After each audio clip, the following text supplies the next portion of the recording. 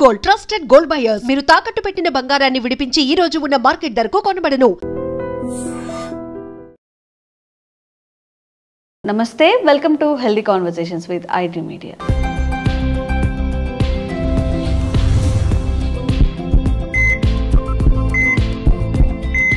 నేను మీ ఛాన్సీ. సో ఈరోజు మనతో ఉన్నారు వంటింటి చిట్కాలకు కేర్ ఆఫ్ అడ్రస్ అయిన చిట్టిపొట్ల మధుసూదన్ శర్మ గారు, ఎండి ఇన్ ఆయుర్వేద.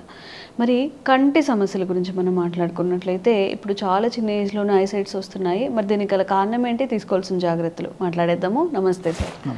సో చిన్నపిల్లలు కూడా స్పెట్స్ పెట్టుకొని కనిపించడం, లేకపోతే వాళ్ళకి టీవీ చూస్తున్నప్పుడు కనిపించకపోవడం, రాస్తున్నప్పుడు కనిపించకపోవడం, పెద్దవాళ్ళల్లో అంటే చిన్నపిల్లల నుంచి మాట్లాడుకుంటున్నట్లయితే అట్ ద ఏజ్ ఆఫ్ 3, 4, 5 కూడా ఇప్పుడు కొంచెం కంటి సమస్యలు వచ్చే అవకాశం ఉంటుంది. సో ఇవి జెంటికల్గా వస్తాయా, లేకపోతే ఏమైనా ఫుడ్ చేంజెస్తో మనం సెట్ చేసుకోవచ్చా, ఎలా చేయొచ్చు అంటారు?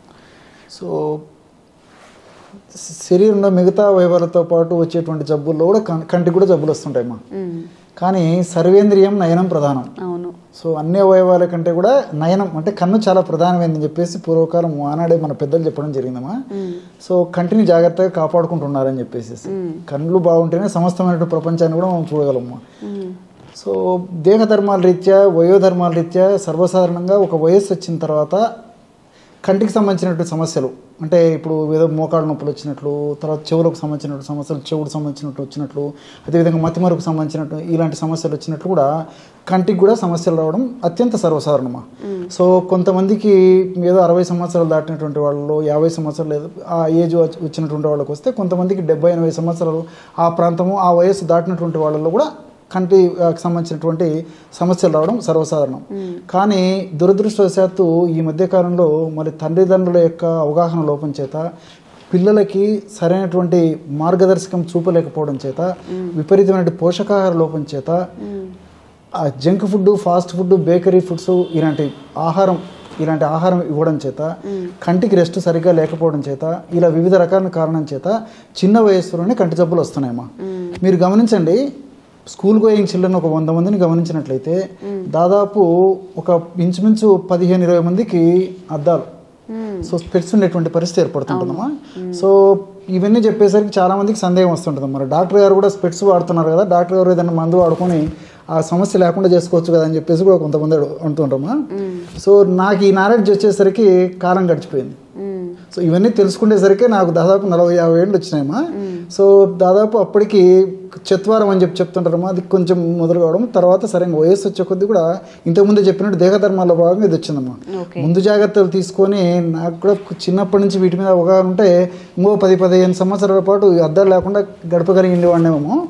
సో సరే, ఏదైనా అనుభవం నేర్పిన పాఠాలని చెప్పేసి ఆ అనుభవం అందరికీ మార్గదర్శకంగా ఉంటుందని చెప్పేసి చెప్తున్నామ్మా. సో నేను చేయలేకపోయినాను, కనీసం ఫ్యూచర్లో కూడా భవిష్యత్ వచ్చే జనరేషన్ కూడా అలా ఇబ్బంది. మీ ఏజ్ ఎంత సార్ ఇప్పుడు? 65 అమ్మా. 65. నార్మల్గా మీకు ఎప్పుడు వచ్చింది స్పెట్స్? నాకు దాదాపు ఒక 10 ఇయర్స్ అయిందమ్మా. అంటే 55 నుంచి కొద్దిగా మొదలైంది. 55 అంటే మీరు చాలా అంటే కొంచెం పెద్ద ఏజ్ కదా. చిన్నప్పుడు అంటే 20-30 కన్నా 55 అనేది పర్వాలేదు, మీరు జాగ్రత్త తీసుకున్నట్టే. మీరు డాక్టర్ కాబట్టి ఇంకా కొంచెం జాగ్రత్త తీసుకుంటే ఆ స్పెట్స్ కూడా వచ్చేవి కాదు అనేది నాకు తెలియదు. సో తెలుసుకునేసరికి పుణ్యకాలం గడిచిపోయిందమ్మా.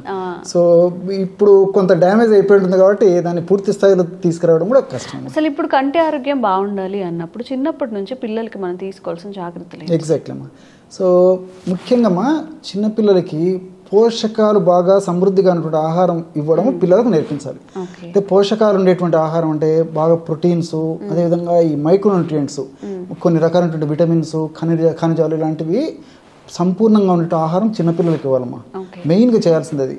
సో ఈ పోషకాహారంలో కూడా విటమిన్ ఏ ప్రధానంగా ఉండాలి, అదేవిధంగా విటమిన్ సి, విటమిన్ డి, అదేవిధంగా విటమిన్ ఈ, అదేవిధంగా ఒమేగా-3 ఫ్యాటీ యాసిడ్స్ ఇలాంటివన్నీ కూడా చిన్నప్పటి నుంచి అలవాటు చేసినట్లయితే చిన్నపిల్లలకి సో చాలా వరకు కూడా ఒక వయస్సు వచ్చేంత వరకు కూడా వాళ్ళకి ఎలాంటి కంటి జబ్బులు రావమ్మా. ఓకే. సో కంటికి సంబంధించినటువంటి ఈ రెటినాకు సంబంధించినటువంటి సమస్యలు కానీ, లోపల రక్తనాళాలకు సంబంధించినటువంటి సమస్యలు కానీ, తర్వాత విజన్కి సంబంధించినటువంటి సమస్యలు కానీ, తర్వాత ఈ శుక్రాలు అంటారు కదమ్మా, ఈ క్యాట్రాక్ట్ ఇలాంటి సమస్యలు కానీ, ఇలాంటివి ఏవి రాకుండా ఉండేదానికి నేను చెప్పినటువంటి పోషకాహార పదార్థాలు బాగా సమృద్ధిగా చిన్నప్పటి నుంచి వాడడం వల్ల చాలా అద్భుతంగా ఉపయోగపడుతుందమ్మా. సో అలాంటి వాటిల్లో ఫర్ ఎగ్జాంపుల్ విటమిన్ ఏ గురించి మనం ఆలోచించినట్లయితేమా, ఈ విటమిన్ ఏ కరివేపాకు తర్వాత కొత్తిమీరలో పుష్కలంగా ఉంటుందమ్మా. సో మీరు బాగా గమనించండి, కరివేపాకు మన ఆహార పదార్థాల్లో వంటకాలు తయారు చేసి కరివేపాకు అందులో వేసినప్పటికీ ఎంతమంది కరివేపాకు తింటున్నారమ్మా? పెద్దవాళ్లకు అలవాటు లేకుండా పోయింది చాలామందిలో. చిన్నపిల్లలు పక్కన తీసేసి ఆహారం తింటారు కానీ కరివేపాకు పక్కన పెడతారు. సో మన పెద్దలు దాని యొక్క పర్పస్ను గుర్తిరిగే ఆహార పదార్థాల్లో వంటకాల్లో అది వేసి తినమని చెప్పి తయారు చేసుకొని తినమని చెప్పారమ్మా. సో తల్లిదండ్రులకు వాటి మీద అవగాహన లేకపోవడం చేత పిల్లలకు అది చెప్పేటువంటి పరిస్థితి లేదు. సో కరివేపాకు పొడి రూపంలో అంటే అస్సలు తీసుకోరు. ఇలా విధంగా మనం కూరల రూపంలో దాంట్లో రూపంలో చేసినా తీసుకోకపోయేటువంటి పరిస్థితి ఉండడం చేతనే చిన్నపిల్లలకు ఈ సమస్య మరీ ఎక్కువ అవుతుందమ్మా చిన్న వయసు నుంచి.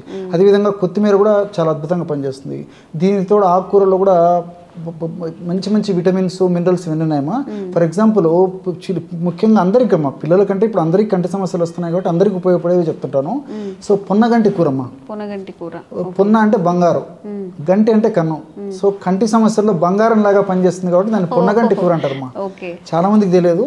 పొన్నగంటి కూర వాడేటువంటి వాళ్ళు ఎంతమంది ఉన్నారమ్మా?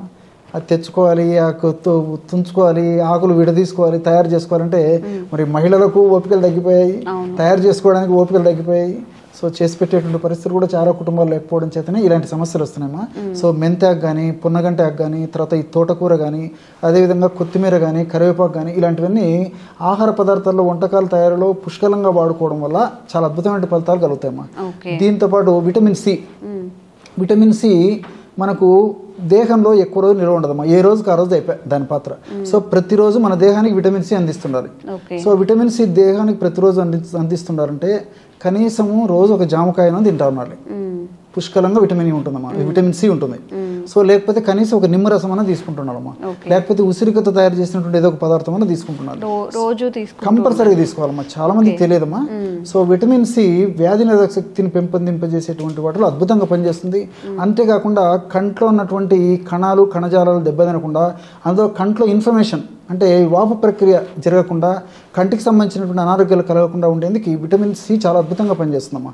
సో ఈ రోజుల్లో మరి ఆ విటమిన్ సి రెగ్యులర్గా తీసుకునేటువంటి వాళ్ళు మనం లైట్ వేసి వెతుకున్నా కనపడరమ్మా. సో ఎప్పుడో ఒకసారి తీసుకుంటారు, ఆ సందర్భం వచ్చినప్పుడు తీసుకునేటువంటి పరిస్థితి, కానీ విటమిన్ సి ఉండేటువంటి ఆహారాలు రెగ్యులర్గా తీసుకునేటువంటి పరిస్థితి లేదు.